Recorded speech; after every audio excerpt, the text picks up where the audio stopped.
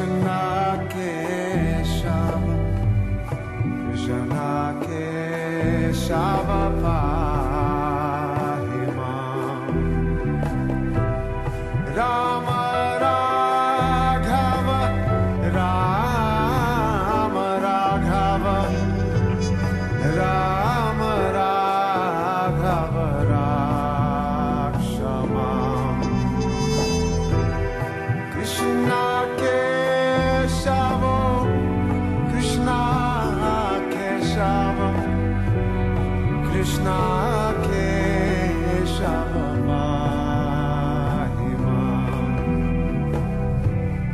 Rama Raghava, Rama Raghava, Rama Raghava Rakshamam. Krishna Keshava, Krishna Keshava, Krishna Keshava. हरे कृष्णा। हम अभी आए हैं अहिंसा तीर्थ, एक बहुत ही पावरफुल गौशाला है, बहुत ही बढ़िया गौशाला है। और इस गौशाला की बहुत सारी विशेषताएं हैं जो थोड़ी अलग हैं। अभी हम अभय सिंह के मित्र आनंद जी से मिलेंगे। आनंद जी हमारे मित्र हैं जो हमें इस पूरी गौशाला के बारे में बताएंगे, इसकी विशेषताओं के बारे में बताएंगे। ये गौशाला ने काफ़ी टेक्नोलॉजी का उपयोग करके गौ सेवा की है और काफ़ी अलग बातें हैं जो हमें कुछ मालूम पड़ेंगी इस बारे में, और हम सीख सकते हैं कि किस तरह से स्वावलंबी गौशालाएँ बन सकती हैं। तो हम आनंद जी के साथ जाएंगे अपनी गौशाला की टूर पे। आनंद जी आए।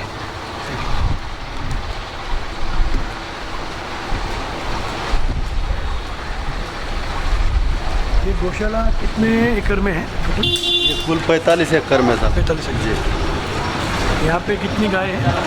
2700 गाय है। 2700 गाय बैल बछड़े मिला के सर। मैप है। यहाँ पर लोग का जगह है।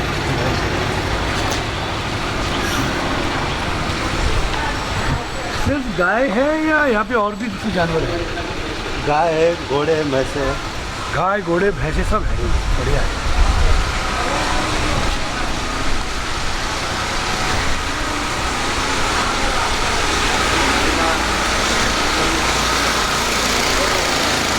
जब भी यहाँ आप आते हैं देखेंगे इतना सुंदर वातावरण है।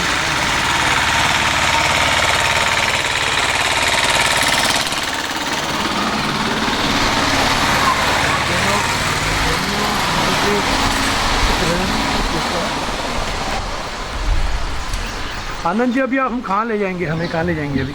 पूरी गौशाला देखेंगे सर जी, एक एक तो पॉइंट। अभी हम पहला कौन सा पॉइंट देखने वाले हैं? पहला अपन एक कबूतर खाना देखेंगे। ठीक है। कबूतर के लिए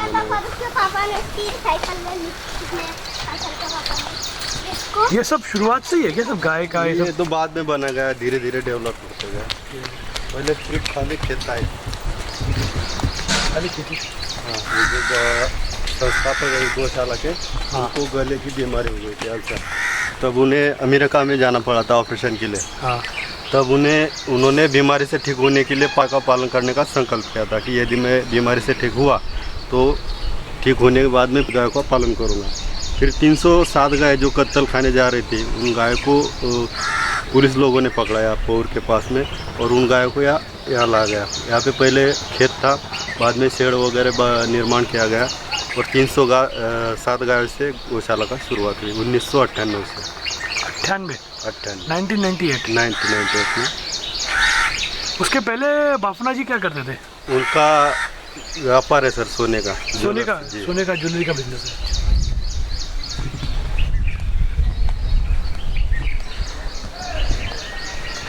ये क्या स्ट्रक्चर है? ये कबूतरों के लिए बनाया गया, कबूतर खाना।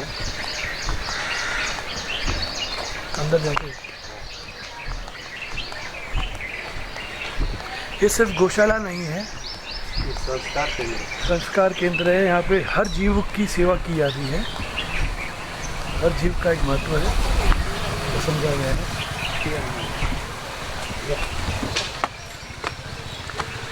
बहुत ही ब्यूटीफुल कबूतर खाना है। कबूतरों के लिए बहुत ही सुंदर घर बनाए गए हैं। इससे बढ़िया और क्या होगा। जगह का और स्पेस का जो यूज़ है बहुत ही उम्दा है।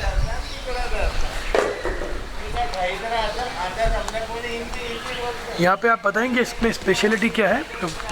स्पेशलिटी ये जो बापना परिवार के 4 सदस्य हैं, बापना जी के परिवार के जो 4 सदस्य हैं, उन्होंने चातुर्मास का उपवास किया था और उन्हीं के उपलक्ष्य में मतलब ये 4 मीनार बनाए गए हैं। और ये जो पत्थर है लाल रंग का है, राजस्थान से लाया गया है, धवलपुरी पत्थर। इसकी एक विशेषता है, ये गर्मी में भी ठंडा रहता है, जिस कारण उसमें कबूतर रह सकते हैं। क्या नाम है इस पत्थर का? धवलपुरी पत्थर। और कबूतरों को यार रोज दाना डालते हैं, खुद अपने जो मालिक हैं वो आके अपने हाथों से कबूतरों को दाना डालते हैं। पानी की व्यवस्था की गई है। सुबह बहुत सारे कबूतर आते हैं, बाहर से आते हैं। कितने बजे आते हैं? ये 6-7 बजे बहुत भैया रहते हैं।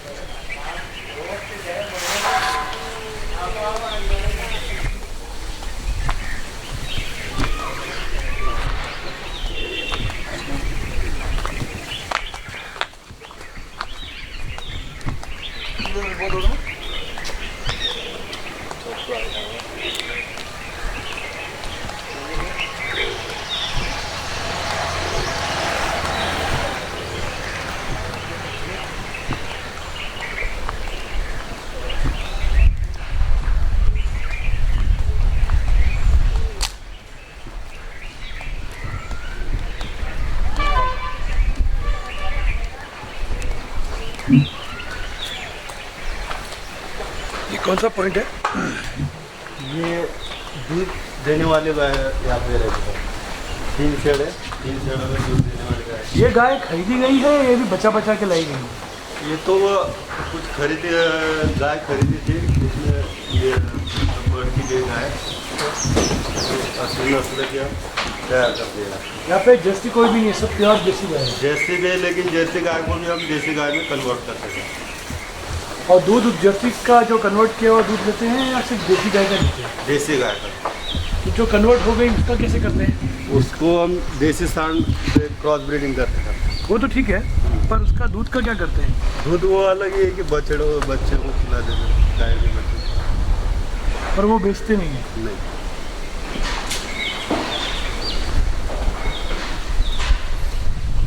कितनी गाय है दूध वाली? 180 गाय है।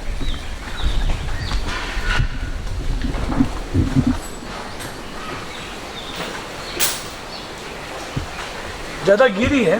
गिर गाय ज़्यादा है, कांकरी भी है।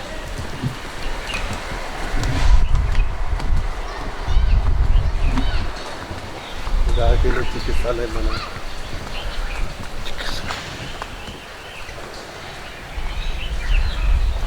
यहाँ पे बीमार गाय है क्या? नहीं, उनके बछड़ों को रखते हैं, दूध गाय का।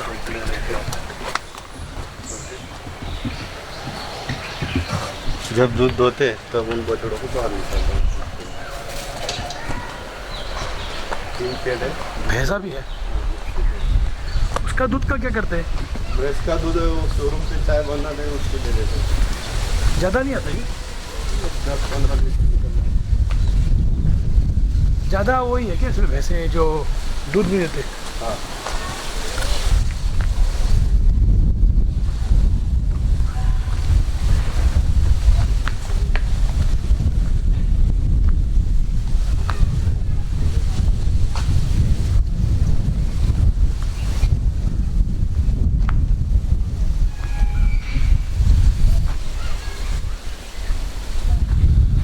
दूध मंदिर। ये दूध मंदिर, यहाँ पे दूध पैकिंग की जाती है।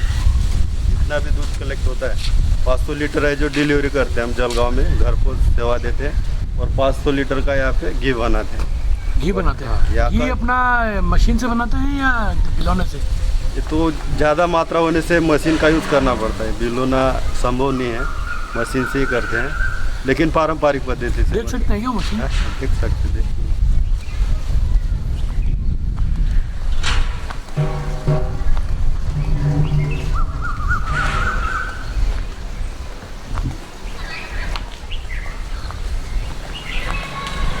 यहाँ इस पे अभी बन रहा है कुछ ना कुछ। अभी बना रहे, वो दूध गर्म वगैरह देख लीजिए।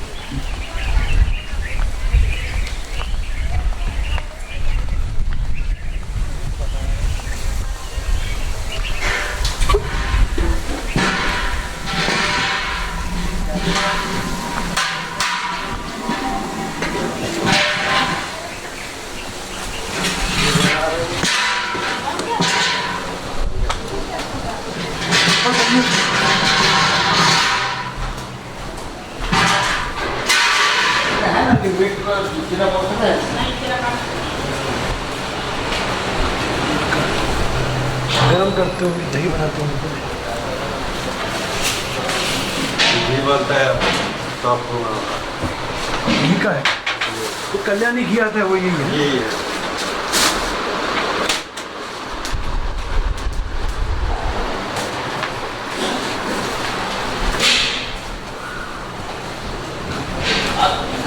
ये क्या चीज़ का माल? नहीं आ जाएगा।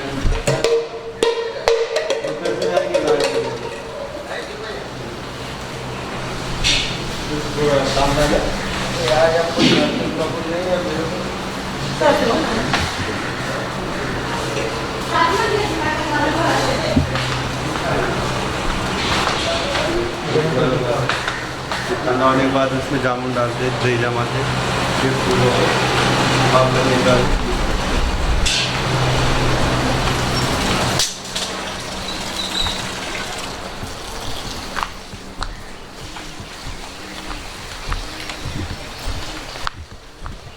अभी हमें कहाँ से जाना है? उधर से जाएंगे।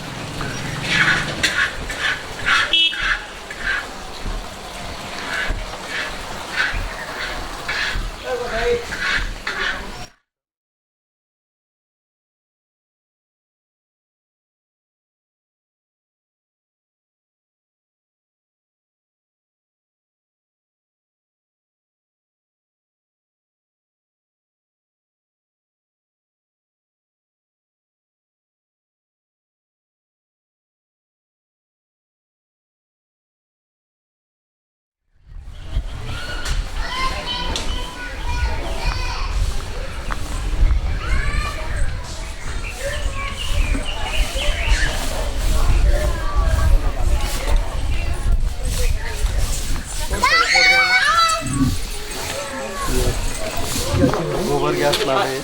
चलो देखते हैं कितना गोबर कलेक्ट हो जाता है। इसमें 1 टन गोबर डालना पड़ता है रोज। 1 टन? हाँ, गोबर तो बहुत होता है, 3-4 टन निकल जाता है रोज का। उसका खाद बनाते हैं, फुल कंपोस्ट। पर ये गोबर गैस में तो स्लरी निकलता है, उसका खाद बनता होगा। हाँ, स्लरी। ये गैस था क्या एक बार? तो सुबह सुबह एक साथ ही डाल देते हैं क्या? हाँ, सुबह मिक्स करके पानी में मिला के घोल बना के डाल देते हैं। और ये पाइप के द्वारा गैस आती है क्या? जी। और ये अनुसंधान में यूज करते हैं अपन, जो यहाँ से आया अभी दूध वगैरह गर्म करने में। यही गैस यूज होता है क्या? यहाँ पे किचन भी होगा खाना बनाने के लिए? किचन है, सामने भोजनालय है, कर्मचारी। उसके लिए भी गैस यूज होता है क्या? नहीं, वहाँ पे अपना गैस, LPG गैस है। और इसका जो वेस्ट होता है वो खाद बनता है क्या?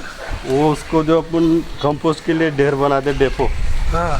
ठीक बनाते, उसको लिखने के लिए वो स्लरी का इस्तेमाल करते हैं। बाकी 3 टन जो है उससे खाद बनता है। स्लरी इतना बढ़िया खाद नहीं होता है, तो मुझे मालूम है। जी। ये क्या बना है इतना ऊंचा? ये पानी की टंकी था, इसके ऊपर चढ़ के अपन पूरा गौशाला देख सकते हैं। देख लेते हैं। हाँ, ऊपर से देखने का एक अलग वो आइडिया भी आएगा। बच्चा पार्टी जरा हटो।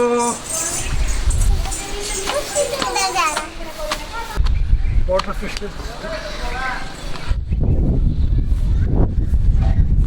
आप समझा तो जाइए। आप समझा तो जाइए कैसे क्या क्या किधर किधर है।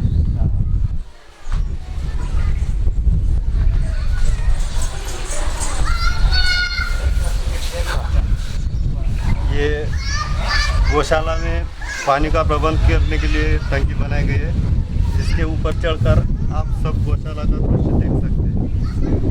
सामने जो देख रहे हैं चारे का गोडाउन है, इसमें बरसात के लिए सूखा चारा है जो स्टोर करके रखते हैं, क्योंकि बरसात के दिनों में सूखा चारा मिलता नहीं और स्टोर करा हुआ रखते हैं, आसानी से गाय को सूखा चारा मिल जाता है।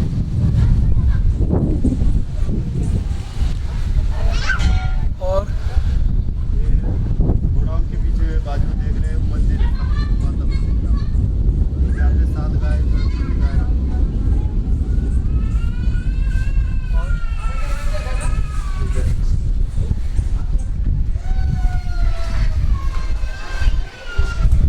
ये जो अनुसंधान भवन जहाँ पे पंचगव्य से आयुर्वेदिक दवाइयाँ बनाई जाती है, गाय के गोबर से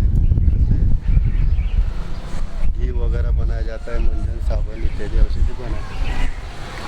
सामने दूध मंदिर और एक घोड़ा जो है वो शाकाहार म्यूजियम है, प्रदर्शनी है, इसमें शाकाहार के बारे में बताया गया है। यहाँ पे 2700 गाय है, दूध देने वाले से 300 है। 280 गाय दूध देते हैं, बाकी सब जीव गाय की मतलब गाय। चलो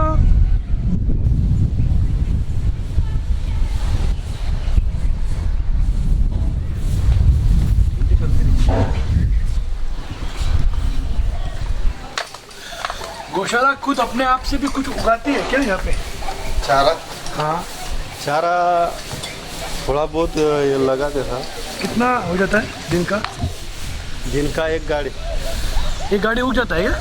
क्या क्या लगाते हैं उन्होंने? हाइड्रोपोनिक चारा तैयार करते हैं, मतलब मेज से तैयार करते हैं, इसको मिट्टी की ज़रूरत नहीं रहती और कम पानी में चारा बनाया जाता है। वो तो दूध वाली गाय को देते होंगे? हाँ, दूध वाली और ये भाखड़ गाय को भी खिलाते हैं। भाखड़ मतलब न दूध देने वाली। हाँ, पर वो दूध देती है, ड्राई हो जाती है वो। हाँ, ड्राई, क्योंकि उससे तो दूध ही आता है ज़्यादा।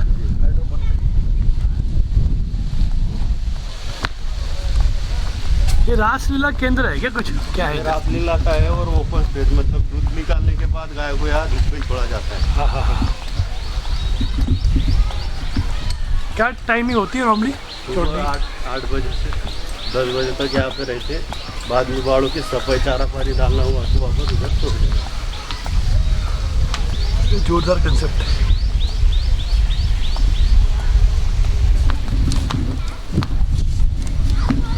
ये सब्जी उदया की गाय इधर रहते हैं। बीमार है तो बीमार, अंधी, अपंग, ऐसे सब कुछ किसान लोग जो गाय बूढ़ी होने के बाद छोड़ देते हैं, बैल लाकर छोड़ देते हैं। कुछ गाय कत्ल खाने ले जाती है, पुलिस लोग पकड़ते हैं तो यहाँ लाकर छोड़ते हैं।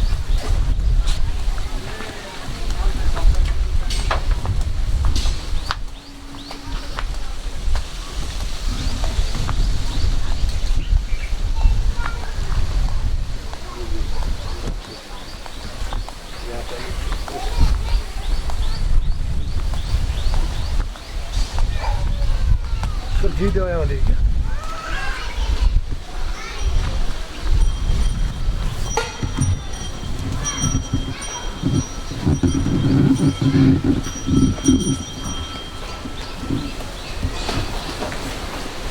वो तो स्वर्ण का पिला है ना ये? है ना? ये गाय दूध देती नहीं है? ले सब ड्राई का हो। ड्राई मतलब ये दूध कभी देने वाली नहीं है या ये मतलब अभी ड्राई है? ड्राई अभी ड्राई है, बाद में थोड़ा बहुत देंगी। बाद में कितनी है ये? 2200 तक।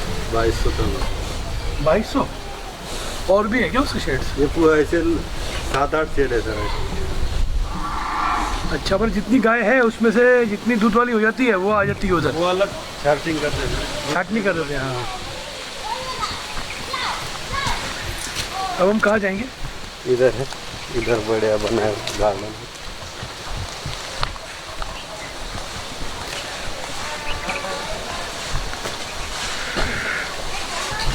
ये दूध विभाग के प्रमुख है सुपरवाइजर। दूध विभाग के प्रमुख है रघुनाथ जी गुजर। कितना दूध कलेक्ट हो जाता है एक दिन का? अभी 850। 850। और डिलीवरी कितनी करते हैं जलगांव में? 400। 400। बाकी 450 का दूध का घी बनता है।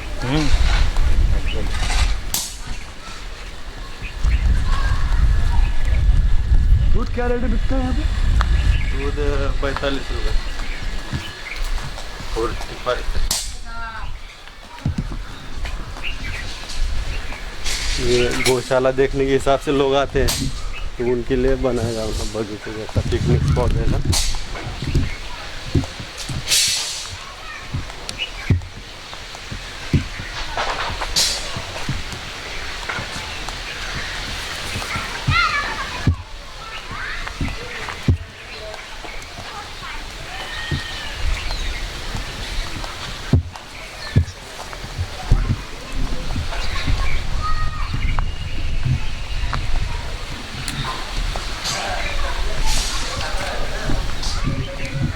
कर्मचारियों के लिए बनाया निवास, रेसिडेंशियल सेंटर। यहाँ पे गेस्ट हाउस भी है क्या? गेस्ट हाउस है इस पीछे सामने। कितने कमरे हैं यहाँ पे? वहाँ पे 12 कमरे हैं। क्या किराया लेते हो? वो शादी वगैरह प्रोग्राम रहा तो देते हैं किराए पे। ऐसे सिंगल नहीं होते? ऐसे गेस्ट आए तो रहने की व्यवस्था करते हैं, ऐसे आप आए तो दूसरे आए।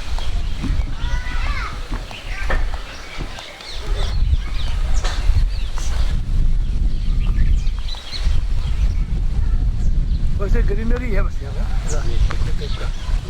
मूर्तियाँ लगा दी।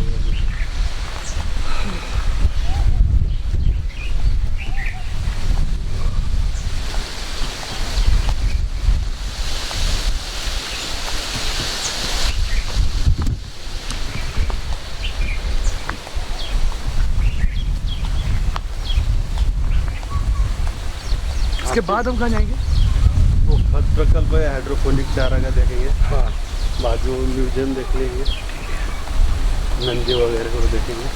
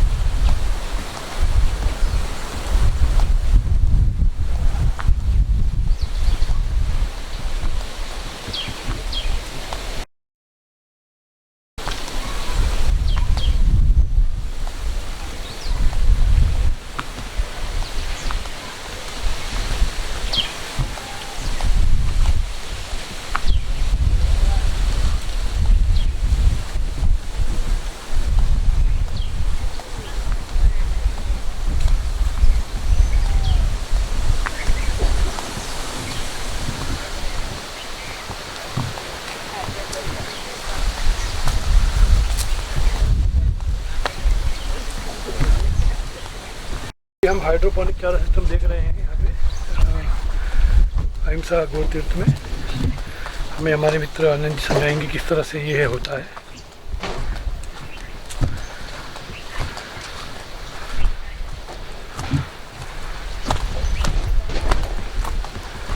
एक ट्रे कितने गाय खा सकती है?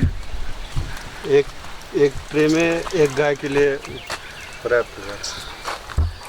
ये तो कितना मतलब दिन का सूखे होगा? चारे में मिक्स खिला दे पूरा। एक ट्रे का खर्चा कितना आता है? इसमें आधा किलो मक्का डालते हैं, मतलब 7-8 रुपए का। नॉर्मल जो मक्का मार्केट आता है, मार्केट में नॉर्मल मक्का आधा किलो डालते हैं। और वो कितना दिन में कितना किलो हो जाता है? वो 8-9 दिन में 3 से 4 किलो तक वजन हो जाता है सर, पूरा घास का। 8-9 दिन में? तो 4 किलो एक गाय के लिए काफ़ी है? काफ़ी तो नहीं, लेकिन उतना मिक्स करके देते खिलाते हम सूखे चारे में, एक गाय को एक ट्रे के हिसाब से।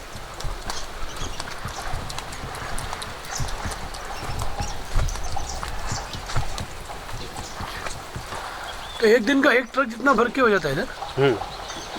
ये जो इधर खाली है इधर आज हो गया क्या इसका? नहीं, उसको बना रहे ने, ये खाली होने के बाद अभी ये जो ट्रे भरेंगे इसमें रखेंगे। तो एक दिन में कितना किलो मक्का डाल देते हैं आप लोग? एक दिन में 100 किलो तक। 100 किलो डाल देते हैं? 100 किलो का 400-500 किलो हो जाता है? 200 ट्रे समझो, 200-300 ट्रे होते हैं। अच्छा, 100 किलो डालते हैं। और कितना, 8 दिन में 4 किलो होता है ना? जी। अच्छा, तो हर 8 दिन में 100 किलो, यानी हर 8 दिन में नहीं, हर रोज 100 किलो, तो 8 दिन में 800 किलो ना? जी। तो एनी टाइम 800 किलो रहता ही है। जी जी। और 800 का फिर हर रोज 100 डाल रहे हैं तो कम से कम 400-500 किलो हर रोज का हो रहा है। 200 ट्रे।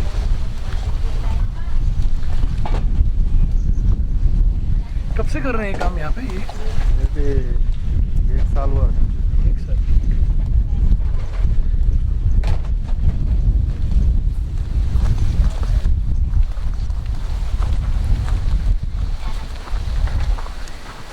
ये कंपोस्ट कंपोस्ट कैसे बनता है यहाँ पे ये? ऐसे हम गाय के गोबर को कंपोस्ट करते हैं, उसके लिए 3 महीने लगते हैं।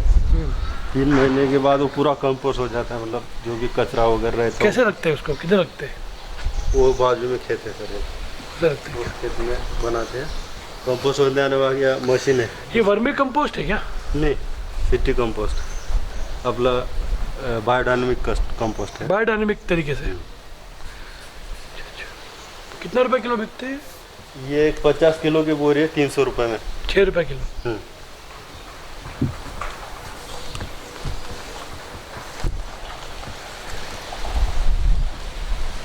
हर रोज कितना बन जाता है? रोज का तो ऐसा नहीं सर, जो जैसे ऑर्डर रहते बना के रखते हैं, जैसे ऑर्डर आते हैं उस हिसाब से भर के देते हैं। मतलब 100-200 बैग डेली जाते हैं। 100 बिक जाती है रोज।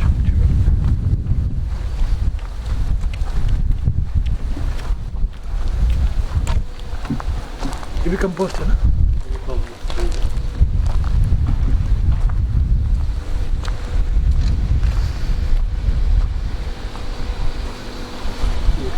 मशीन में छानने का जो कंपोस्ट होता है, कंपोस्ट होने के बाद इस मशीन में छानते हैं उसको।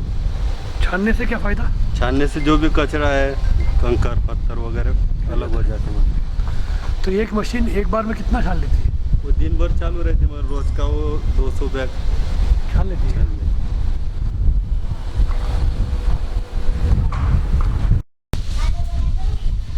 दूध नहीं रहती है? नहीं, दूध ये जो खिलार है, हाँ खिला। ऐसी कितनी खिलार गाय है आपके पास?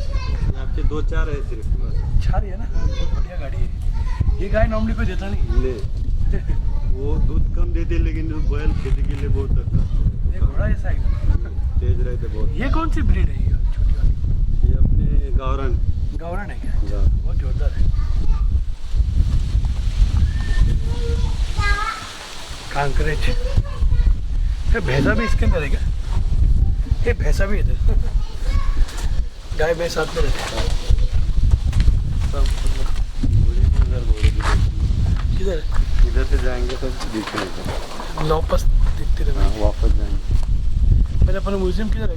ये सुपर बायोटेक कंपनी S9 खाद बनता है। ये क्या स्पेशल खाद है? स्पेशल है खाद। क्या काम आता है ये खाद? ये खाद अपने बीज प्रक्रिया के लिए उपयोग में आता है।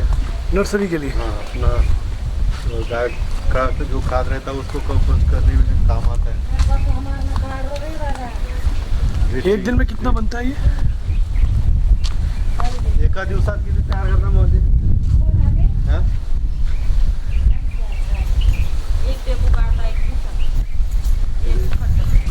एक खट्टा का तो 100 किलो तक। 100 किलो?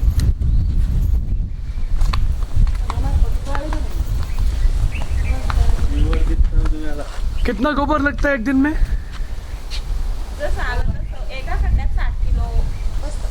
60 किलो तक बैठता है एक खड्डे में। एक खड्डे में 60 किलो बैठता है और उसमें 100 किलो बनता है क्या खाद? नहीं नहीं, वो तो कम हो जाता है। 4-5 खड्डे मिला के वो निकलता है। हाँ, 60 किलो गोबर एक खड्डे आधा में? हो जाता है डायरेक्ट सूखने के बाद।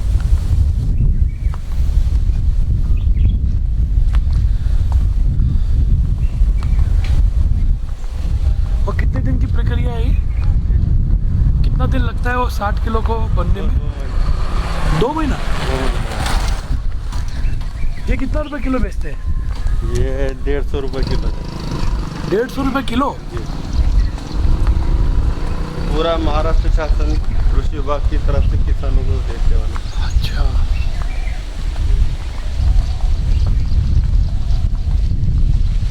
इसमें कल्चर डालते होंगे ना कुछ? वो कल्चर S9 है क्या? वो उनका कंपो ये आता किट आता हो अच्छा, अलग कंप बनाने का। काफी बड़ा है। वो गाय मर गई क्या? नहीं, जिंदा है। बीमार हो गया। ये गाय है, घोड़ा गधा है ना? बड़ा है, बड़ा। घोड़ा है क्या? क्या होता है? खच्चर। अच्छा खच्चर है, पैरालिसिस है क्या इसको? हाँ, बीमार होगा। ये घोड़ा केंद्र ज़्यादातर तो इसमें खच्चर ही लग रहे हैं। खच्चर ही है सब। कितने हैं? 20 ज़्यादा लग रहा है।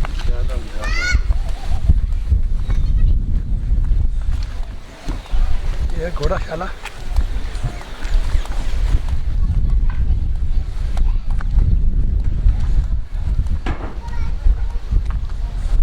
कर्मचारी यहाँ रहते हैं, बहुत बढ़िया जगह दी है उनको रहने के लिए। हर चीज़ का, हर जीव का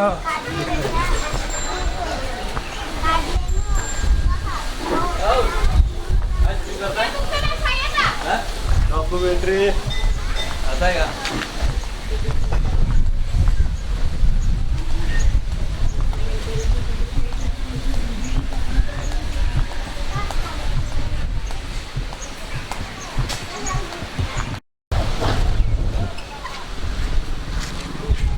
गौशाला है। हाँ अभी स्वावलंबी जैसी है, थोड़ी बहुत स्वावलंबी तो है ही ना। 1 लाख रुपए तक तो रेस कर लेती है ना एक दिन का। ज़्यादा हमारा 2 लाख खर्चा है, हाँ 1.5 लाख रुपये इनकम है। 1.5 लाख इनकम मेनली किस चीज़ से हो रही है? खाद से। खाद से इनकम ज़्यादा हो रही है क्या यहाँ पे? हाँ खाद और दूध। खाद से कितनी हो जाती है? मैं देखिए दूध से 40,000। दूध से 40,000। हाँ घी से? और 1,10,000 इससे। खाद से? खाद से हाँ। कितना किलो खाद बन जाता है यहाँ पे? नहीं रोज़ का 20 टन लगेगा। और उसमें गोबर कितना लगता है? 25 टन गोबर जितना निकलता है बायोमास है। 25 टन तो चारा भी जैसे ये गिरा हो सब उसी में जाएगा, जो भी जितने गिरे सब उसी में जाएंगे, सब कोई वेस्ट तो है नहीं। और रोज 20 टन गोबर का बन जाता है। हाँ हाँ। मुझे एक क्वेश्चन था, ये S9 खाद क्या है? कैसे कल्चर बनती है? कल्चर है। कल्चर कहाँ से आता है वो? नहीं कल्चर माइक्रो कल्चर से बनाते हैं। वो भी जैसे गाय के सींग में अलग अलग चीज़ डाल करके, किसी में गोबर डालेंगे 500 बनेगा, अलग अलग वनस्पति डाल के। तो नॉर्मल कंपोस्ट और इसमें मेन फ़र्क क्या है? नहीं नॉर्मल एक मतलब जो हम अलग से है, बाकी राजोबियम PHP सब अपने आप कंटेंट मिल जाता है इसमें।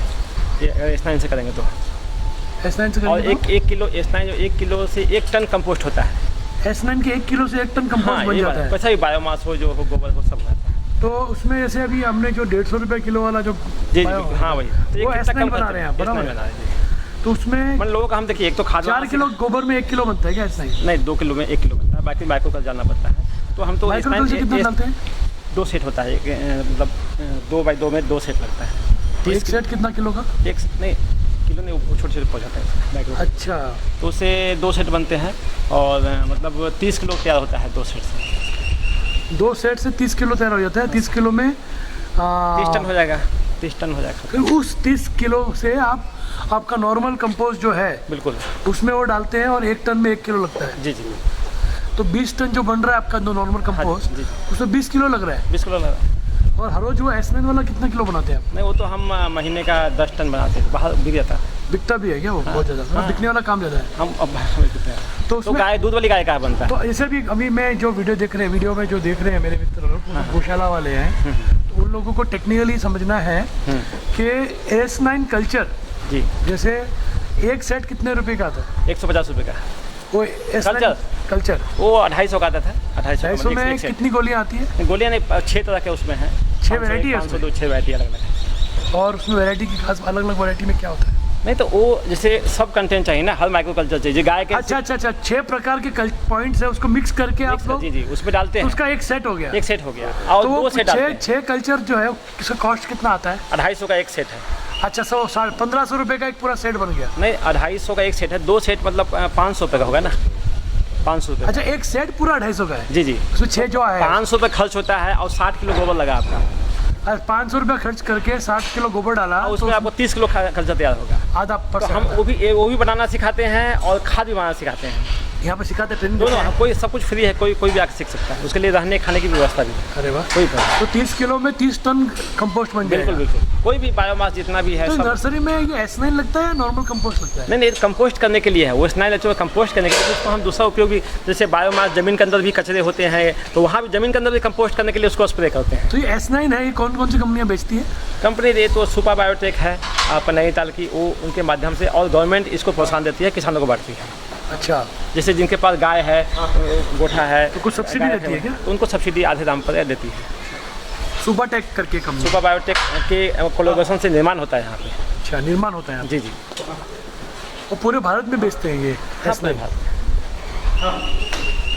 10 ton per day per month? नहीं 10 टन महीने का। महीने का, दिन का 200-300 किलो। जी जी। और डिमांड सप्लाई पे भी होगा ना, जैसे डिमांड है उसका, डिमांड अच्छा है। 2 महीना लगता है क्या इसको बनने में? 60 दिन में। 60 दिन, 2 महीने। 60 दिन में 60 किलो गोबर से 30 किलो बन जाता है। बिल्कुल। और 500 रुपये खर्चा। जी बहुत बढ़िया है। 500 रुपया, बाकी अपना मेहनत, हाँ, गोबर और कोई भी वेस्ट है, हर कुछ उसमें कंपोस्ट हो जाएगा।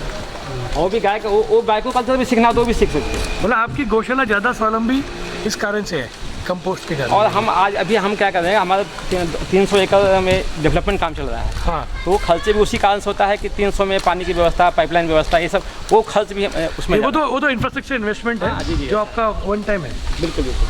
तो वो सब होने के बाद हमारा जो चारा खर्चा है वो 25% हो जाएगा। तो जब चारा खर्चा कम हो जाएगा तो अपने आप हमारे लिए तो प्लस पॉइंट हो जाएगा। चारे का जो मूल खर्चा है, चारे का खर्चा कितना है? मीन 1.5 लाख में 1.5-2 लाख है क्या? 1 लाख से ऊपर चारे खर्चा है।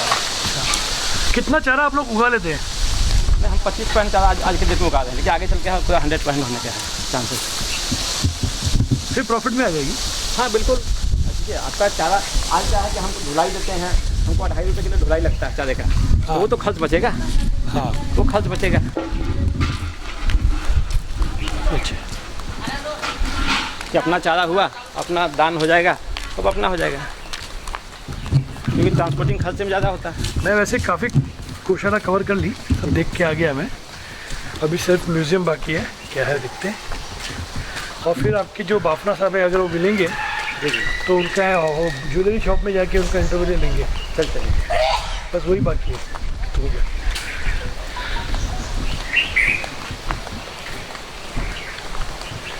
15 साल से आप यहाँ पे? बहुत बढ़िया। मैं क्या अभी टूर मतलब रमणीय इसलिए बनाया गया थोड़ा कि लोग इसी बहाने आए, केवल गाय देखने कौन आता है, सोचेंगे शहर में एक गाय एक बैगन खाती है, गंदा खाती है। हाँ, इसलिए थोड़ा सा बच्चे लोग के लिए भी खिलौने के लिए तो गर्मी का मौसम है, थोड़ा सा गर्म है। इसलिए लोग थोड़ा कम आ रहे हैं। ये अच्छा बनाया है एक्चुअली। जो लोग आते हैं उनके लिए अगर कुछ चीज़ बनाएंगे। बंद करवा दीजिए, दिखा दीजिए। हम लोग यहाँ को ट्रेनिंग भी देते रहते हैं। कोई सेंटर है उसके लिए? हाँ सब है, पॉइंट चल रहा है, ट्रेनिंग चालू भी है। तो उसमें मेनली खाद का सिखाते हैं? तो सब गोपालन में जो तकलीफें आती है सब। हाँ, चिकित्सा भी? हाँ, जो हमारे पास है सब कुछ दूसरे से कुछ सीखना। चिकित्सा कौन सिखाता है? हमारे जो ट्रीटमेंट होती है बताते हैं, जो कि हम लोग गवर्नमेंट डॉक्टर भी बुलाते हैं, है ना। क्योंकि चिकित्सा के शिविर तो मैं भी रखता हूँ। अच्छा। और हम लोग सर्जरी लेवल तक सिखाते हैं। सही।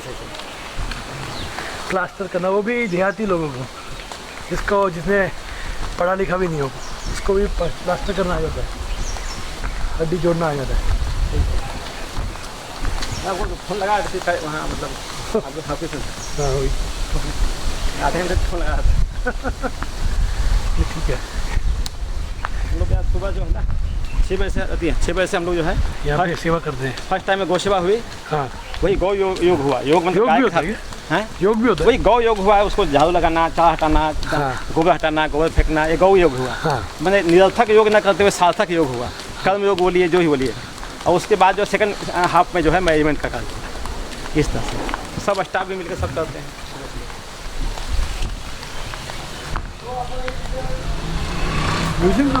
सेंटर ऑफ गौशाला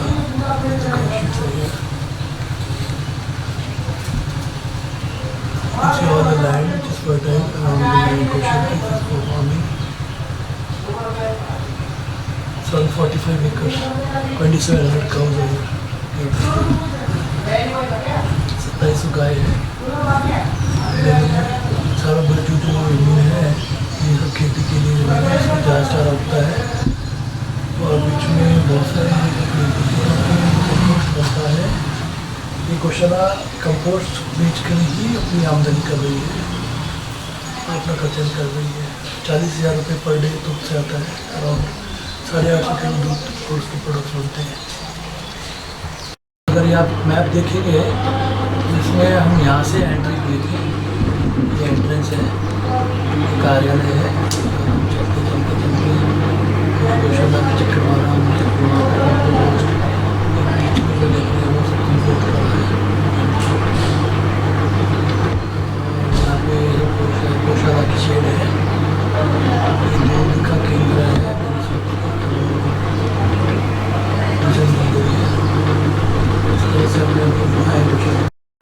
हम लोग म्यूजियम में आए हैं।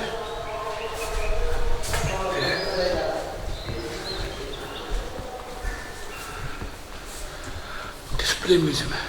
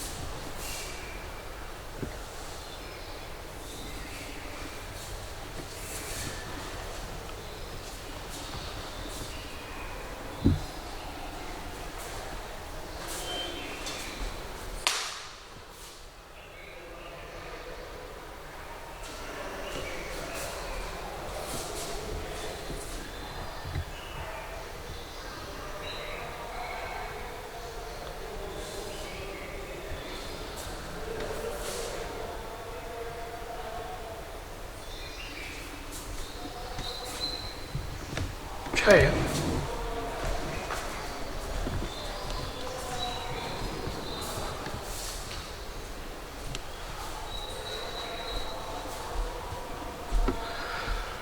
हम देख रहे हैं यहाँ पे कि इस तरह की ब्यूटीफुल प्रदर्शनी, बहुत सुंदर प्रदर्शनी की गई है। इसे आदमी को वेजिटेरियन बनाया जा सकते, उन्हें समझाया जा सके जानवरों को मारना अनिवार्य नहीं है।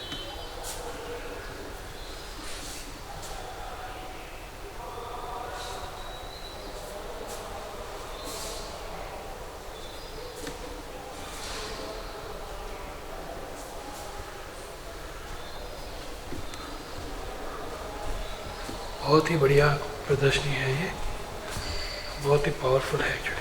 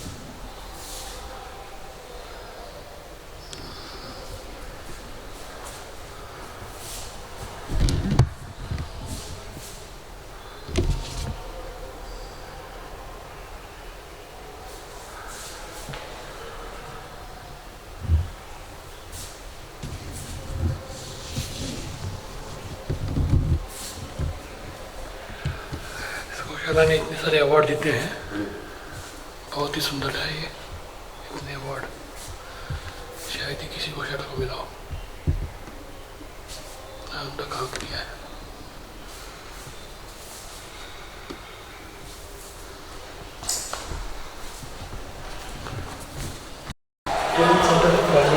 ट्रेनिंग मिलती है, किस प्रकार गौशाला है। आप यदि घट के तौर पे हमको बताते हैं कि इतना हम उपलब्ध चाहिए है, तो हम क्योंकि अकोला में बैठे हैं आपको पीटीवी की वैरायटी आपको उपलब्ध करा सकते हैं, लेकिन घट के माध्यम से आपने पूरा डिमांड इकट्ठी किया। स्वदेशी नहीं मिलेगा।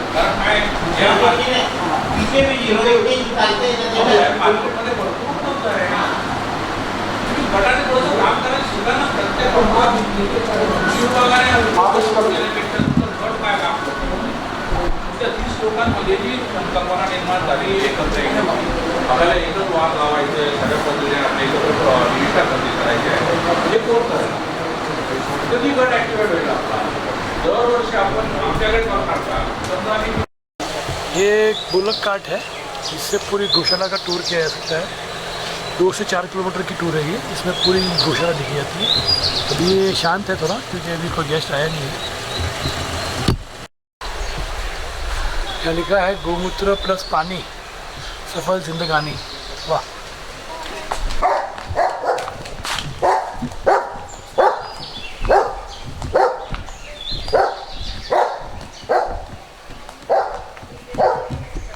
यहाँ पे किचन है जहाँ पे मैं भी प्रसाद लेने वाला हूँ।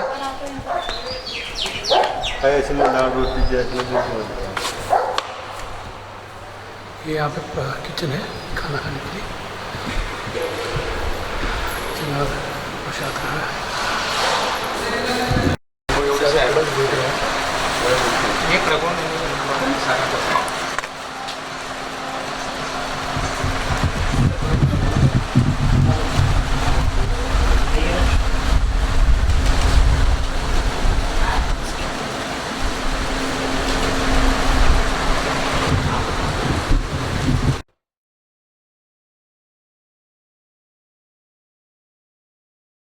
अभी हम रतनलाल बाफना जी से मिल रहे हैं। अभी थोड़ी देर पहले ही हमने उनकी गौशाला देखी, जो एक गौशाला एक अलग ही प्रकार की गौशाला है, स्वावलंबी गौशाला है। स्वावलंबन के काफ़ी हद तक वो पहुंच चुकी है और इस तरह की गौशाला शायद मैंने अपनी लाइफ में कभी देखी नहीं। इस गौशाला में जो जानवरों को और गायों को जो प्रेम मिलता है वो शायद हमें आजकल हमारे घरों में भी नहीं मिलता है। तो ये जो प्रेम है, ये प्रेम रतनलाल बाफना जी के हृदय से आ रहा है। हम एक्चुअली गौशाला नहीं देख कर रहे हैं, हमने एक्चुअली आज रतनलाल बाफना जी का हृदय दिख का परिक्रमा किया है। तो इसलिए आज हम उनसे मिलने आए हैं, उनसे उनके मुख से सुनना चाहते हैं कि उन्होंने कहाँ से ये प्रेरणा मिली ऐसी सुंदर गौशाला बनाने की सोची इन्होंने, और इतना बढ़िया इतना उम्दा काम किया है इन्होंने, कैसे किया, और ये जो भाव साहब ने इनके पास है वो सबके पास कैसे आए, सब कैसे कर सके, हम सब इनके जैसे कैसे बन सके, ये जानने के लिए हम यहाँ आए हैं। तो रतनलाल जी, आप बताइए कि आपने ये आपकी सोच किस तरह से आपको प्रेरणा मिली गौशाला के बारे में, सेवा के बारे में, और ये इतना भव्य कैसे हो गया? आज के 20 साल पहले मेरे गले में कुछ तकलीफ हो गई, उसका ऑपरेशन करने के लिए मुझे अमेरिका जाना पड़ा। हम पति पत्नी पास में बैठे थे, हमने कहा कि हमारा ऑपरेशन जटिल है, अगर इस ऑपरेशन में हमें सफलता मिल गई और ज़िंदगी मिल गई तो हम 500 गायों को रखेंगे। उसमें वो संकल्प किया हुआ था और गौमाता की कृपा से मेरा ऑपरेशन बहुत अच्छा हो गया। 4 दिन के अंदर मैं अमेरिका से वापस आ गया ऑपरेशन करवा के। और आते ही फिर मैं साकार का प्रचारक तो था ही, मेरे एक प्रचारक ने 307 गायें वरण गांव से कत्लखाने में जाते हुए पकड़ी। वो 307 गायें कौन रखे, कहाँ रखे, ये प्रॉब्लम था। कोई गौशाला वाला रखने को तैयार नहीं था, क्योंकि इतनी गायें रखने से खर्चा बहुत बढ़ जाता है। और आप जानते हैं कि गौशालाएँ ऑक्सीजन पर चल रही है, किसी के पास पैसे तो है नहीं, लोगों से मांग के कब तक चलाओगे, तो सभी गौशाला वालों ने रखने से इनकार कर दिया। उस कारण से मुझे गौशाला खोलने का मौका मिला, तो मैं तो उनको धन्यवाद देता हूँ कि मैं अगर वो रख लेते तो मुझे गौशाला खोलने का मौका नहीं मिलता। तो जो कुछ हुआ है इसका श्रेय मैं दूसरों को देता हूँ। फिर लगा ऐसा कि एक गाय कितना भला करती है इंसान का, बच्चों के लिए दूध देती है, खेतों के लिए गोबर देती है, फसल के लिए गौमूत्र देती है, खेती के लिए बछड़े देती है, और मरते मरते चमड़ी भी दे देती है इंसान के लिए, और उसकी हत्या की जाती है। ये कितना अन्याय हो रहा है पशु पक्षी। वैसे तो किसी भी पशु पक्षी का हत्या करना उचित नहीं रहता है, सबकी जिंदगी सबको मिली, सबकी रक्षा करनी चाहिए, लेकिन गौमाता जो इतने उपकारी है उसकी हत्या हो रही है, ये देख करके मन को दुख होता है। तो मुझे लगा कि अपन एक ऐसी गौशाला बनाए जो एक मॉडल बने, तो हिंदुस्तान में जितने भी अरबपति लोग हैं, अगर ऐसे एक ही गौशाला तैयार कर देवे तो गाय कटना बंद हो जाए। क्योंकि मेरी एक गौशाला देखने के लिए 20 लाख लोग आ चुके हैं अभी तक, और मैंने सब गौशाला वालों को बुलाया कि देखो आप अब ये देखिए आप कि अगर लोग करते हैं कि गौशाला खर्चा बहुत है, खर्चा तो बहुत है, ये बात खरी है, सही है, क्योंकि हमारे यहाँ जो गाय गोधन आता है वो आता है जो कटने को जाता है, किसान के काम नहीं आता है। तो किसान लोग पैसे के लोभ में मुसलमानों को या गौ हत्या करने वालों को बेच देते हैं, और वही गौशाला वही गायें वही गोधन हमारे पास में आता है। गाय अगर दूध नहीं देती है और कुछ भी नहीं करती है तो भी उसका गौमूत्र और गोबर इतना उपयोगी है कि उसकी जो खाद बनाते हैं उस खाद से गाय की रक्षा हो सकती है। हमने बहुत कोशिश की कि खाद बिके ज़्यादा है, खाद ज़्यादा नहीं बिकता है। इस साल 1.5 करोड़ रुपए का खाद बिका हमारा, पिछले साल 2 करोड़ का बिका है। अगर हिंदुस्तान सरकार ये केमिकल फर्टिलाइजर को बंद कर दे, यूरिया को बंद कर दे, और गाय के गोबर को अगर चैलेंज सपोर्ट कर दे तो हिंदुस्तान में एक गाय नहीं कट सकती। दुख है इस बात का कि सरकार के ये बात ध्यान में नहीं आ रही है। गौहत्याबंदी का वातावरण बना हुआ है, लेकिन गायें हजारों की संख्या में कट रही है। अभी भी महाराष्ट्र में गौहत्याबंदी का कानून बना हुआ है, लेकिन गायें बहुत पकड़ी जाती है, तो बहुत आ रही है, राजस्थान से आती है, गुजरात से आती है, कैसे आती है ये तो भगवान जाने, लेकिन खूब बेछूट कट रही है। तो इसलिए मुझे ऐसा लगा कि हम इस प्राणी की रक्षा करें, और उसी उद्देश्य से हमने इस गौशाला का निर्माण किया। और लोग ये सेवा करने का एक अच्छा मौका है। जिस किसी को निस्वार्थ भाव में सेवा करनी है तो अब वो आदमी गौशाला में आकर के आराम से कर सकता है। हम क्योंकि कहीं भी गंदगी किसी को पसंद नहीं पड़ती है। इंसान का मलमूत्र भी लोग हाथ नहीं लगाते, किसी जानवर के मलमूत्र को हाथ नहीं लगाते, लेकिन गाय के गोबर में हाथ लगाते समय कभी शर्म संकोच नहीं होता है, क्योंकि इतनी पवित्रता मानी जाती है उसके अंदर। और कितनी पवित्र है वो ज़मीन जिस पर गाय का गोबर होता है। कहाँ कहते हैं जहाँ गोबर से अगर उसका फर्श बना हुआ है तो वहाँ बिजली नहीं पड़ती है, और गौमाता हर वक्त रक्षा करती है। मेरी तो मान्यता है जब कभी कोई संकट आ जाए और आप गाय के पास जाकर के अगर कान में अगर बोलते हैं तो गौमाता जरूर रक्षा करती है, ऐसी मेरी भावना है। मुझे तो कई बार ऐसी तकलीफें आई जिसमें मैं गौमाता को याद करता हूँ, तो वो सारी तकलीफें गौमाता अपने आप दूर कर देती है, क्योंकि गौमाता की पवित्रता आज से नहीं हजारों लाखों वर्षों से चले आई है। आज तक मुसलमान शासकों ने भी गौहत्या बंद करवाई थी, तो अभी तो हमारा राज्य है, हमारे राज्य के हिंदुस्तान के अंदर एक गाय भी कटती है, तो समझ लीजिए दुर्भाग्य है इस देश का कि गाय की रक्षा नहीं कर सके। बापू साहब, जैसे इतनी सारी गाय आपने ले ली, 300 गाय आपने, उस टाइम तो बहुत भारी पड़ गया होगा ना आपको। जिस दिन आपने 300 गायों को गोद लिया, जो आपने बताया 307 गाय जो कटने गया रही थी, उनको जिस दिन आपने आपके उसमें गौशाला, आपने जो इमरजेंसी गौशाला बनाई उनके लिए, तो आपके लिए इतना खर्चा पड़ गया होगा एक साल, तो किस तरह से आपने उसको मैनेज किया? देखिए आज भी मैंने ऐसे होता है, आज भी हो रहा है कि लोगों को गाय मिल जाती है तो रखे कहाँ, कुछ पता नहीं है, पैसा होता नहीं है, उन लोगों को वो करे क्या, उनको ये समझ में नहीं आता। मैंने ये गौशाला इस तरह से बनाई है कि इसका खर्चा तो बहुत है, लेकिन मैं किसी से दान में पैसे नहीं लेता। मैं किसी से वर्गनी या पावती बात करके मुझे देते ही नहीं, मैं गवर्नमेंट से कोई मदद लेता हूँ। ये मैं मेरे बल पर ही चला रहा हूँ कि मुझे ये सेवा का मौका मिला है तो अपन अब खुद चला सकते हैं तो चलाएँ। खर्चा तो बहुत है क्योंकि 250 आदमी काम करते हैं वहाँ पर, तो उनका कितना वेतन मिलता होगा, लगता होगा 250। हाँ, लेबर कितना महंगा है और खाने को हम तो अच्छा देते हैं, अच्छी से अच्छी उनका खाद्य पदार्थ दिया जाता है और देख रेख की जाती है, तो खर्चा तो लगने वाला है। और बना इसलिए कि लोग देखने को आए कि गौशाला कैसी रखनी चाहिए, उसकी साल संभाल, देख रेख, सफाई, स्वच्छता, व्यवस्था सब व्यवस्थित होनी चाहिए, इसलिए खर्चा ज़्यादा लगता है। और मन में एक समाधान है, कितना भी खर्चा लगे तो मन को कोई दुख नहीं होता है। मेरे तो करोड़ों रुपए इसमें लग चुके हैं, लेकिन मुझे कभी इस बात का दुख नहीं है, क्योंकि मुझे लगता है कि मेरा पैसा सही काम में सही जगह पर जा रहा है। जैसे अभी एक्चुअली मेरा प्रश्न ये था कि आपके पास धन बहुत बढ़िया था, इस कारण आप मैनेज कर सके थे।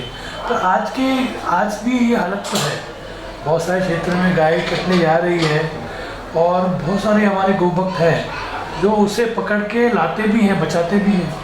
तो उन लोगों के पास धन नहीं है और जिस क्षेत्रों में वो रहते हैं उस क्षेत्र में भी मतलब ज़्यादा लोग जो फाइनेंशियली वो लोग के पास इतना साउंड होते नहीं हैं हम। तो इस ऐसे गोभक्तों के लिए आप क्या सजेशन दे सकते हैं, कोई आइडिया दे सकते हैं? एक गोबर गाय की रक्षा कर सकता है। अब आप कहेंगे गोबर किसान तो क्या करें? अरे किसानों को गोबर खरीदना चाहिए, खेती में ये सोने जैसा है खाद। इस खाद से फसल की अच्छी रक्षा होती है, फसलें अच्छी बढ़ती है। हमारा आपने देखा होगा घास वगैरह किस तरह से उग रहा है और किस तरह से हम करते हैं, ये तो हर एक आदमी कर सकता है।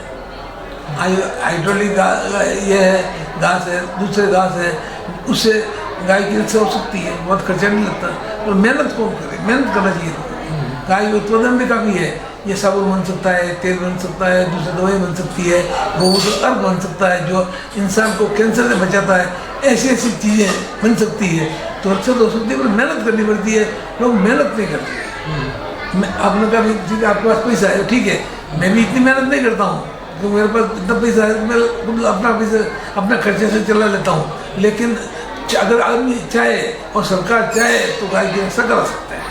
एक केमिकल फर्टिलाइजर बंद कर दो आप, गोबर करेंगे गाय के लिए, बढ़िया गोबर रक्षा कर सकता है। दूध अगर गाय नहीं देती है कोई चिंता नहीं, और कुछ नहीं होता चिंता नहीं, गोबर से ही रक्षा हो सकती है। एक और चीज़ मैंने देखी, ये मेरा कमेंट है आपकी गौशाला देख के, कि जैसे अभी तालेगांव करके गांव है पूना के पास में, तालेगांव, हाँ, वहाँ पे गौशाला है, मामा की गौशाला।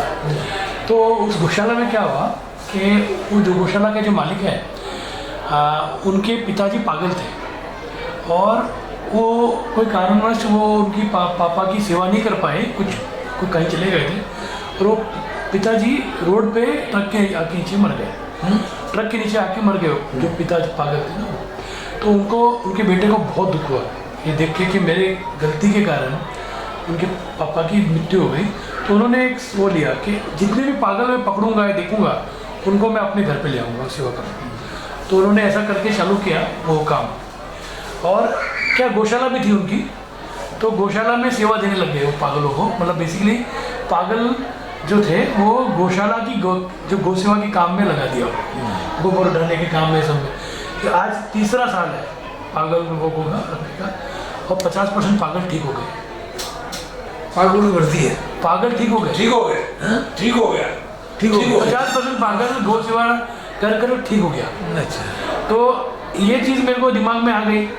तो फिर मैंने क्या किया कि मैंने कुछ अपने विभिन्न प्रकार के देसी गाय के जो घी हैं वो मेरे पास केस आते हैं पागलों के। ऑटिज्म करके एक बीमारी है, बचपन से होती है बच्चों को, थोड़ा पागल सा होता है बच्चा उसमें। तो मैंने अपने देसी घी की दवाइयाँ दे के कुछ विदेशियों को थोड़ा ठीक किया है, घी खिला के ऐसे पागलपन उनका।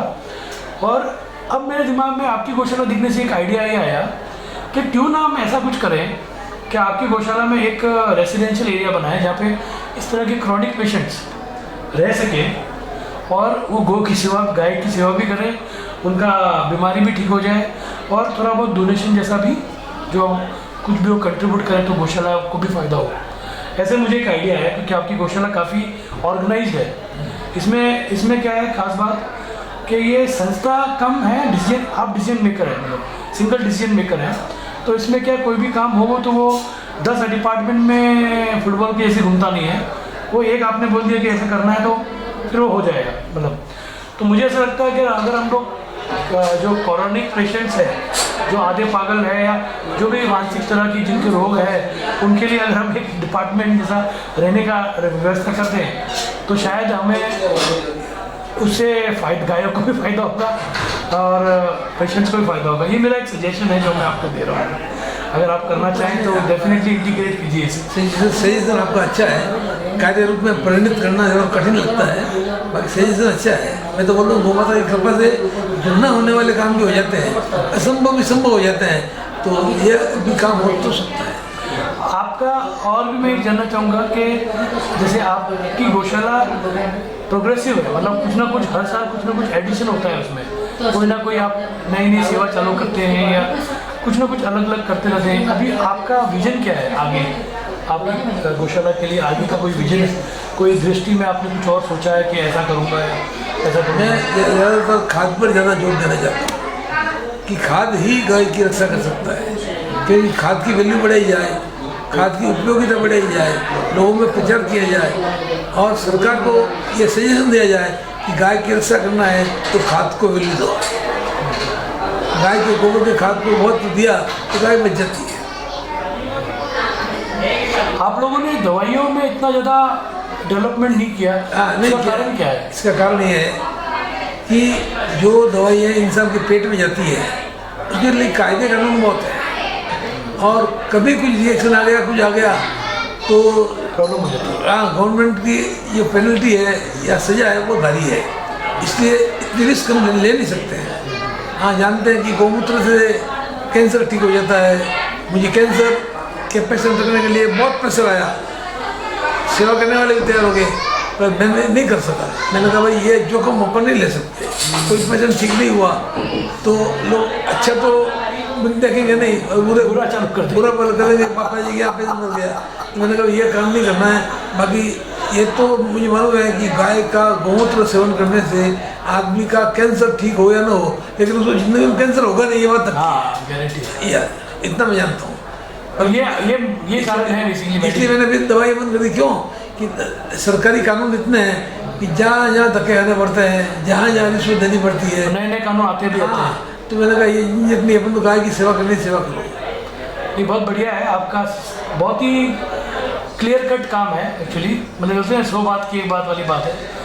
और मुझे बहुत अच्छा लगा आपके कंपोस्ट डिपार्टमेंट मैंने पूरा देखा, S9 वाला भी देखा जो 150 रुपये किलो शायद खाद बिकती है, और नॉर्मल कंपोस्ट भी देखा, और आपके ट्रेनिंग सेंटर भी देखे। ट्रेनिंग वाला काम बहुत बढ़िया है। रामदेव जी आप 2 बार आकर गए। हाँ, रामदेव जी, हाँ, श्री रविशंकर जी आकर गए, सब बड़े बड़े लोग आकर गए, सब पसंद करते हैं। रामदेव जी बोले कि मैं भी गौशाला स्थापित करूँगा, 2 बार आए वो, लेकिन उन्होंने तो दवाइयों के इसमें इतने बिजी हो गए कि शायद उनको वक्त नहीं मिला होगा। लेकिन वैसे आदमी करें तो गाय की ज़िंदगी को बहुत बड़ा सुरक्षा मिल सकती है। लोगों ने अनुकरण करना चाहिए इसका। ऐसे हिंदुस्तान के अंदर बहुत धनाढ़ी व्यक्ति हैं जो एक बड़ी बड़ी गौशाला चला सकते हैं। ये मेरे से एक छोटा आदमी ये गौशाला चला सकता है, तो मेरे से अमीर लोग तो बहुत है हिंदुस्तान के अंदर। एक भावना होनी चाहिए कि हम गौशाला चलाएँ। अब मेरे जनरली लोग क्या है, उपज व्याप या मेहनत, इससे कतराते हैं और डरते हैं। मेरे एक मित्र हैं, मैंने उनको बोला कि आपके पास इतने प्लॉट है, खेत है, आप 10-5-25 गायें रखिए आप। उन्होंने कहा जी कौन गोबर साफ करेगा, कौन दूध निकालेगा, कौन चारा डालेगा। मैंने कहा आप मस्त विदेशी कारें रख सकते हैं, लेकिन स्वदेशी गाय नहीं रख सकते। दुख है इस बात का कि लोग थोड़ी मेहनत उठाना नहीं चाहते। इंटरेस्ट नहीं है लोगों का इसमें, इंटरेस्ट नहीं है। हाँ, क्या करें। बाकी तो अब बोलो कि गाय की रक्षा करना हो तो एक तो अच्छी गौशाला है, और उससे कुछ नहीं होगा, लेकिन हर व्यक्ति अपने घर में एक गाय रखे, एक भावना से।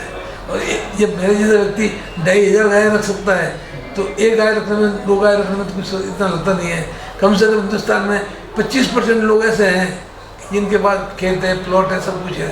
बाकी जान तो नौकरी भेजने वाले नहीं रखते, तो गायों को रख सकते हैं, तो गाय कटेगी नहीं। गाय रखते नहीं है इसलिए कटती है, गाय को पालते नहीं है इसलिए कटती है, गाय को बोझा समझते हैं इसलिए कटती है। गाय बोझा नहीं है, गाय तो एक शकुन है घर के अंदर। और आपको मालूम है कि जब भी लड़की की शादी होती थी, लड़की को हम कन्यादान के अंदर पहले गाय दे देते हैं, वो रिवाज बंद हो गया। अब गाय तो देते नहीं है, या तो दूसरी कोई चीज़ देते हैं, गाय देना बंद कर दिया। कन्यादान के अंदर गाय को बहुत मत दिया जाता है। अभी यहाँ महीना भर पहले एक शादी हुई थी, एक मूक बधिर लड़की और एक मूक बधिर लड़का, उनकी शादी हुई। कन्यादान में मैंने गाय और मछली दी उसको। गाय बछड़िया देखो मेरे यहाँ तो गाय लगी, देखा आपने आपकी फोटो लिया भी नहीं है? हाँ ये लिया, बहुत जोरदार है। कितनी देखो ये 3-4 गाय मेरा पास, ये बहुत सुंदर है, कितनी सुंदर बताओ, बहुत कितना जोरदार लिखा हुआ है, कितनी इसकी प्रेम से बनाया है ऐसे। हाव भाव बनावट कितनी बढ़िया बताओ आप। बहुत बढ़िया है, अहिंसा तीर्थ है। मुझे ऐसा लग रहा है कि आगे जाके काफ़ी हमारे मित्र जिनको गौ सेवा में इंटरेस्ट है पर उनके पास कोई सपोर्ट नहीं है, जैसे उनको जानकारी नहीं है या जो एक शुरुआती सपोर्ट चाहिए होता है, क्योंकि आजकल क्या हो रहा है कि जो कृषि है वो तो शहरों की तरफ भाग रहा है और जो शहरी लोग हैं वो शहर से परेशान हो गए हैं, वो कृषि की तरफ आ रहे हैं और गौ सेवा की तरफ आ रहे हैं, पर उनको कुछ पता नहीं होता। तो मुझे ऐसा लगता है कि आपकी जगह गौशाला से काफ़ी लोग आके सीख सकते हैं, काफ़ी कुछ सीख सकते हैं और प्रेरणा ले सकते हैं। और हम ऐसा एक है ना बीज हर जगह बो सकते हैं, गो अहिंसा तीर्थ जैसा। मुझे बहुत अच्छा लगा आपसे मिलके, आपने इतना टाइम दिया मुझे और इतना प्रेम से ये सब बताया समझाया। और मुझे ऐसा लगता है कि ये सब देख के हमारे जो मित्र हैं वो काफ़ी प्रेरणा लेंगे और आपकी जितने भी सजेशन हैं, जो भी आपने राय दी है हमारे इस जनरेशन के लिए, वो मानेंगे।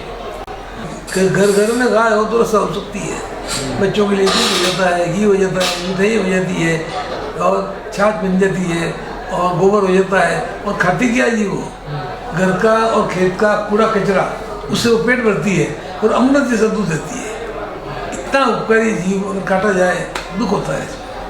कम से कम हिंदुस्तान में गाय नहीं कटनी चाहिए। बराबर, ये बराबर है बात। ये बात कलयुग में किसी को समझ में नहीं आ रही।